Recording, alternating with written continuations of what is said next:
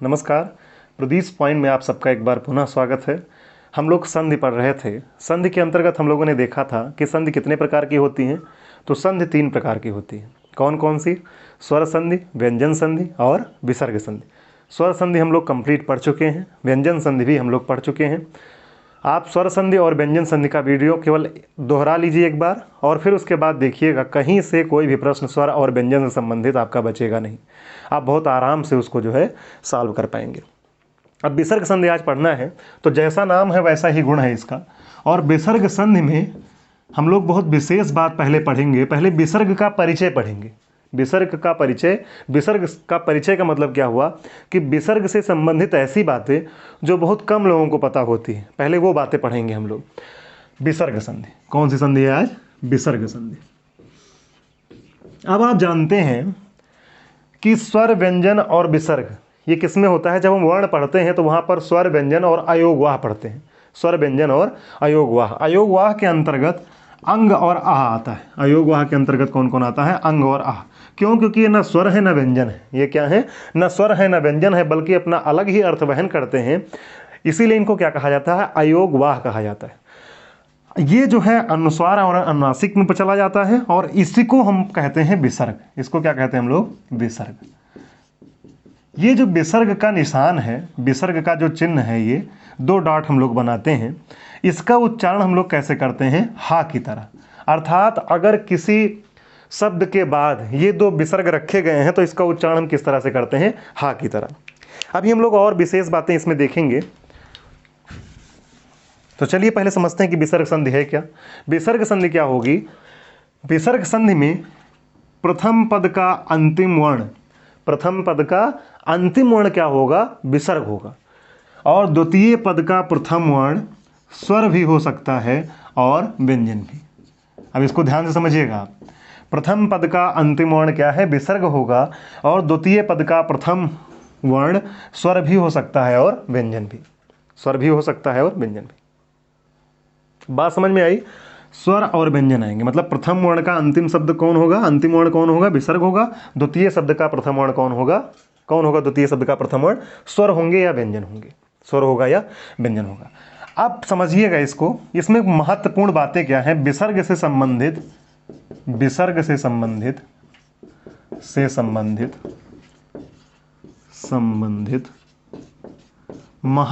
बातें। विसर्ग से संबंधित महत्वपूर्ण बातें, वो दे दो मार्कर। विसर्ग से संबंधित महत्वपूर्ण बातें। अब विसर्ग से संबंधित महत्वपूर्ण बातें क्या हैं? पहली बात तो ये है कि विसर्ग का प्रयोग, खूब ध्यान से देखिएगा आप लोग। विसर्ग का प्रयोग सदैव स्वर के बाद होता है। सदैव स्वर के बाद होता है। विसर्ग का प्रयोग सदैव स्वर के बाद होता है। इसका मतलब क्या हुआ? आप समझते हैं इसको? मान लीजिए कोई लिखा हुआ है प्रातः, तो यहां पर हम इस पे हलंत लगाकर तब विसर्ग लगा ही नहीं सकते। इसके पहले हमेशा क्या होगा? स्वर होगा। अर्थात ता में क्या छिपा हुआ है? आ छिपा हुआ है, तभी विसर्ग आ रहा है। विसर्ग का प्रयोग सदैव स्वर के बाद होता है। जब भी विसर्ग जहां पर आपको दिखे किसी शब्द में, तो आप समझ जाइए उस शब्द के पहले क्या आया है? स्वर आया है। किसी भी व्यंजन के बाद विसर्ग का प्रयोग हो ही नहीं सकता। तो पहली महत्वपूर्ण बात क्या थी कि विसर्ग के बाद सदैव किसका प्रयोग होता है? स्वर का प्रयोग होता है। दूसरी चीज क्या है? हिंदी में विसर्ग संधि से निर्मित विसर्ग संधि से निर्मित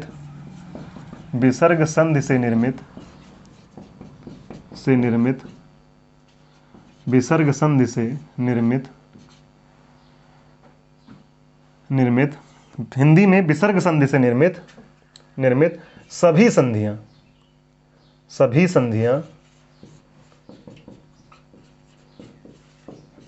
क्या कहलाएंगी? या सभी शब्द क्या होंगे? विसर्ग संधि से निर्मित, हिंदी में विसर्ग संधि से निर्मित सभी शब्द क्या होंगे? तत्सम होंगे। क्या होगा? तत्सम होगा।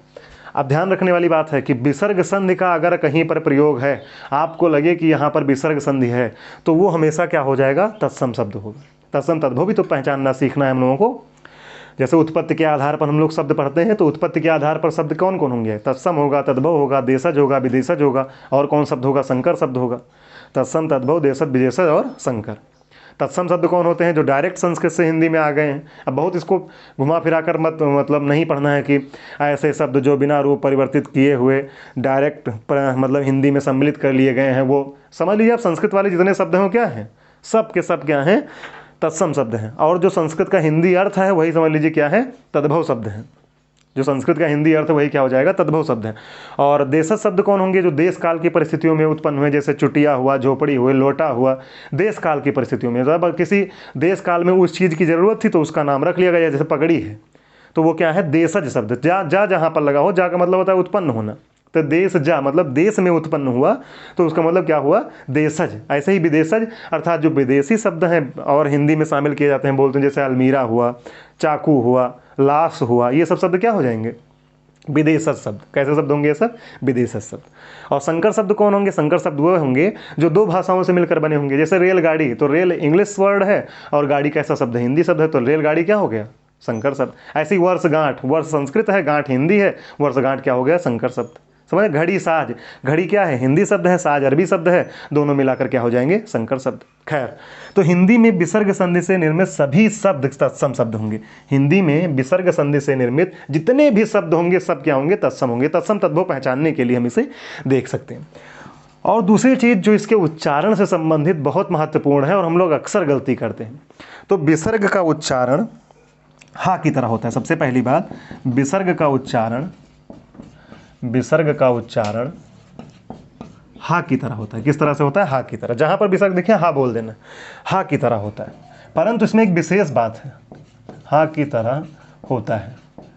अब इसमें विशेष बात क्या है? इसमें विशेष बात यह है कि विसर्ग के पहले जो स्वर होगा वही स्वर हा में मिल जाएगा। बात समझे कि नहीं? जैसे मान लीजिए अगर विसर्ग के पहले, हम ये जानते हैं कि विसर्ग के पहले हमेशा स्वर होगा, तो जैसे प्रातः जब लिखा है प्रातः, तो यहाँ पर इसका उच्चारण हा की तरह करते हैं, ये वाला आ इसमें मिल गया तो क्या बोलेंगे? हा, प्रातः। लेकिन अगर यही मान लो लिखा होता गुरु, क्या लिखा होता? गुरु। अब देखिए, अब इसका मतलब क्या हुआ? अभी भी हा है लेकिन इसका उच्चारण छोटा ऊ लगा कर करेंगे, क्या हो जाएगा? गुरु। बात समझे कि नहीं? मतलब जो विसर्ग के पहले स्वर होगा उसी स्वर को हा में मिला देंगे और उसी तरह से उसका प्रयोग करेंगे। बात समझ रहे हैं? जैसे मान लीजिए है नदी, मान लीजिए लिखा हुआ है नदी। अब देखिए यहाँ पर, अब यहाँ पर हा तो हो गया, इसके पूर्व कौन सा स्वर है? बड़ी ई की मात्रा है तो इस पर लगा दी, क्या हो जाएगा? नदी। इसका उच्चारण कैसे करेंगे? नदी ही, नदी ही। समझ पाए कि नहीं? हा का उच्चारण किस तरह से करेंगे? जो स्वर होगा उसी स्वर को उस पर लगा देंगे। बात समझे? सामान्यतः लोग यही कहते हैं कि विसर्ग का उच्चारण हा की तरह होता है। सामान्यतः लोग यही बोलते हैं कि विसर्ग का उच्चारण हा की तरह होता है, लेकिन वास्तव में विसर्ग किस तरह से उच्चरित होता है? जैसा जिस शब्द के लास्ट में विसर्ग जहां आया है उसके पहले जो स्वर है उसी के साथ मिलकर उसका उच्चारण किया जाता है। तो ये तीन बातें थी। आप चाहें तो इसका स्क्रीनशॉट भी ले लीजिए और उसके बाद में हम लोग नियम 1 पढ़ना शुरू करते हैं। ले लीजिए आप स्क्रीनशॉट।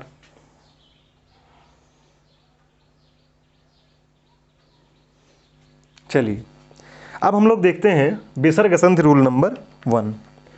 विसर्ग संधि रूल नंबर 1,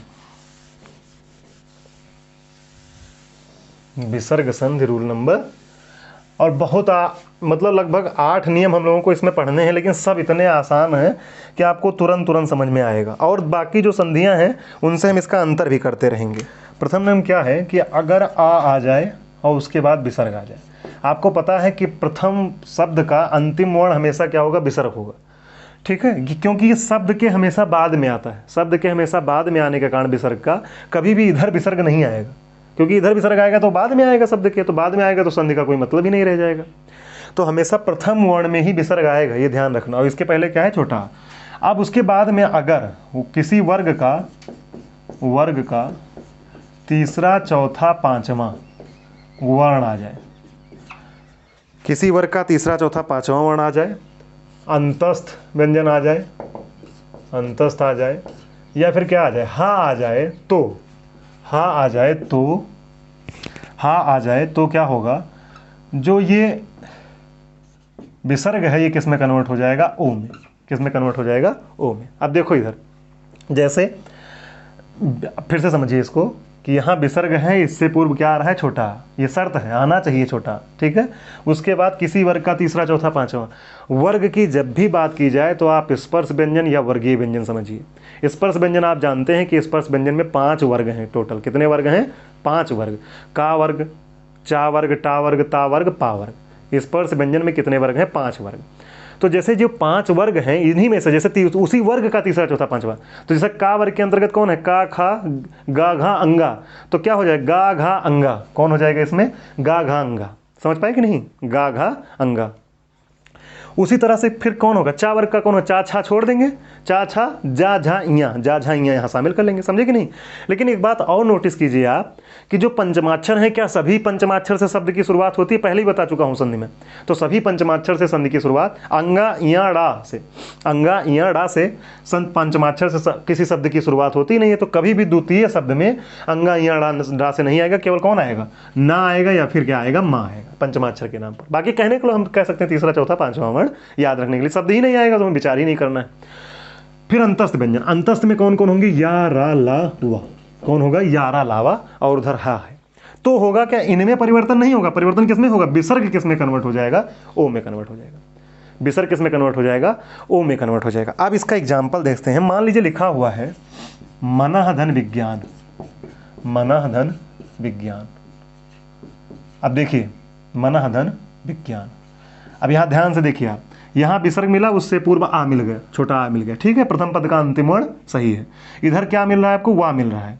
और वह किस में आ जाएगा? अंतस्थ व्यंजन में। तो मतलब ये क्या है? ये इसी नियम को फॉलो कर रहा है। तो बनेगा क्या? विसर्ग ओ में कन्वर्ट हो जाएगा। तो क्या हो जाएगा? ये मनो, और बाकी क्या हो जाएगा? ये विज्ञान, मनोविज्ञान। कोई दिक्कत है? क्या बन जाएगा? मनोविज्ञान। क्या बनेगा? मनोविज्ञान। इसी तरह से मान लीजिए लिखा हुआ है मनः धन योग, मनः धन योग, मनः धन योग। क्या बनेगा? मनः धन योग। क्या बन जाएगा? मनोयोग। ये विसर्ग में चला जाएगा। क्या बनेगा? मनो, और ये एज इट इज लिख दिया जाएगा, मनोयोग। इसी तरह से मनः धन विनोद। क्या बन जाएगा? मनोविनोद। मनः धन विनोद क्या बन जाएगा? मनोविनोद। इसी तरह से है यशः धन भूमि, यशः धन भूमि। क्या बन जाएगा? यशो भूमि। क्या बनेगा? यशो भूमि। और इसमें देखते हैं, जैसे मान लीजिए मनः धन रथ, मनः धन रथ, मनः धन रथ। क्या हो जाएगा? मनोरथ। क्या बन जाएगा? मनोरथ। मनः धन रथ क्या हो जाएगा? मनोरथ। ठीक है। इसमें और देखें, जैसे मनः धन जा, मनः धन जा। क्या हो जाएगा? मनोज। क्या बन जाएगा? मनोज। इसी तरह से मनः धन व्यथा, मनः धन व्यथा। क्या बन जाएगा? मनोव्यथा। क्या बन जाएगा? मनोव्यथा, मनोव्यथा, मनोव्यथा। और इसमें देख लेते हैं, जैसे मान लीजिए आया मनः धन निग्रह। क्या बनेगा? मनोनिग्रह। क्या बनेगा? मनोनिग्रह। मनः धन निग्रह क्या बन जाएगा? मनोनिग्रह। मनः धन भाव, मनः धन भाव। क्या बन जाएगा? मनोभाव। क्या बन जाएगा? मनोभाव। इसी तरह पयः धन धी, पया धन धी, पयः धन धी, पया धन धी। क्या बन जाएगा? पयोधि। ये बदल जाएगा किसमें? यो, पयोधि। क्या बनेगा? पयोधि। इस तरह से और देखें इसमें, तो पुरः धन हित, पुरः धन हित, पुरः धन हित। कौन होगा? पुरोहित, पुरोहित। पुरः धन हित क्या हो जाएगा? पुरोहित। इसी तरह से अगर तेजः धन मैं, तेजः प्लस मैं, क्या हो जाएगा? तेजो मैं। ये ओ में बदल जाएगा। क्या हो जाएगा? तेजो मैं। मेरे ख्याल से आपको बात समझ में आई होगी। आप देख लेते हैं इसको और, जैसे तिरः धन धान, तिरः धन धान। क्या हो जाएगा? तिरोधान। क्या बन जाएगा? तिरोधान। इसी तरह से पुरः धन गामी। क्या बन जाएगा? पुरोगामी। इसी तरह से तेजा धन मैं देख ही चुके हैं। इसी तरह से मान लीजिए यशः धन भव। क्या हो जाएगा? यशो भव। यशः धन दा, ये पूछा भी गया, यशः धन दा, यशः प्लस दा। क्या बन जाएगा? अब ये ओ में कन्वर्ट हो जाएगा। इधर दा आ रहा है, और दा किस में आएगा? ता था दा, दा तीसरा वर्ण है ता वर्ग का। क्या हो जाएगा? यशोदा। क्या हो जाएगा? यशोदा। अच्छा, एक बात और बताइए अब आप कि ओ और कहाँ बनता था? ओ का जो आगमन होता था, जब हम लोग स्वर संधि पढ़ रहे थे, तो वहाँ पर भी ओ का निर्माण हो रहा था। आ प्लस ऊ मिलकर क्या बना रहा था? ओ बना रहा था। आ प्लस ऊ मिलकर क्या बना था? ओ। तो कंफ्यूज नहीं होना है कि मनोविज्ञान है तो ये कहीं वो संधि तो नहीं है। ठीक है। तो अब इसमें समझना क्या है इसमें समझना ये है कि यहाँ पर जब अलग करेंगे तो ओ जो है इससे अलग होगा एकदम, ये अलग शब्द ही दिखेगा आपको। देखो विज्ञान दिख रहा है, योग दिख रहा है, व्यथा दिख रहा है, यहाँ देखिए मैं दिख रहा है, यहाँ धी दिख रहा है, यहाँ पर रथ दिख रहा है, यहाँ हित दिख रहा है, यहाँ हित, अलग शब्द ही दिख रहा है पूरा। और वहाँ पर दो वर्णों के बीच में मेल होकर आ या ऊ मिलता था, तब ओ बनता था। समझ पाए कि नहीं? मतलब हम लोग कौन सी संधि पढ़ रहे थे? गुण संधि। गुण संधि में ओ का निर्माण हो रहा था।